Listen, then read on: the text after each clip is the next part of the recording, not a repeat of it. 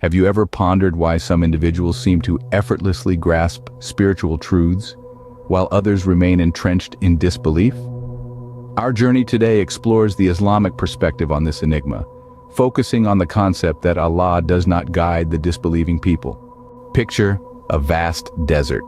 The sun blazes fiercely overhead and the sands stretch endlessly in every direction. Amid this barren landscape, a single path winds its way towards an oasis. This path represents spiritual enlightenment. The oasis symbolizes divine truth, and the desert, the world of disbelief. The Islamic faith asserts that Allah, the omnipotent and omniscient creator, provides guidance to all. However, it also emphasizes that Allah does not guide those who choose to disbelieve, those who consciously turn away from the path leading to the oasis. But why is this so? It's not because Allah is indifferent or unjust. On the contrary, Islam regards Allah as the most merciful and just. The key to understanding this lies in the principle of free will. Allah grants all individuals the freedom to choose their path. Thus, the decision to accept or reject divine guidance remains entirely in human hands. The Quran, Islam's holy book, offers enlightenment and guidance, yet it requires an open heart and mind to accept its truth.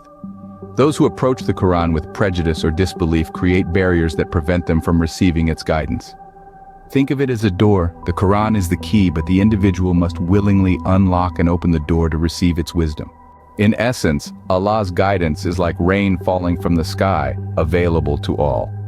Yet, it is up to each individual whether they open their palms to receive it or keep them clenched in denial. So what have we learned today? The Islamic faith believes that Allah provides guidance to all. Yet this guidance is not forced upon anyone. It is a gift, offered freely, but it must be willingly accepted.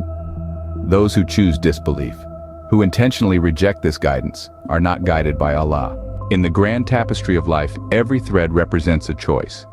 Each decision we make, whether to seek enlightenment or dwell in ignorance, shapes our spiritual journey. In the end, it is not Allah who guides or misguides, but us who choose our path.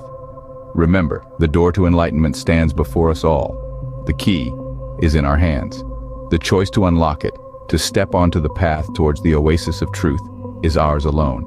That is the profound wisdom at the heart of the Islamic perspective on guidance and disbelief.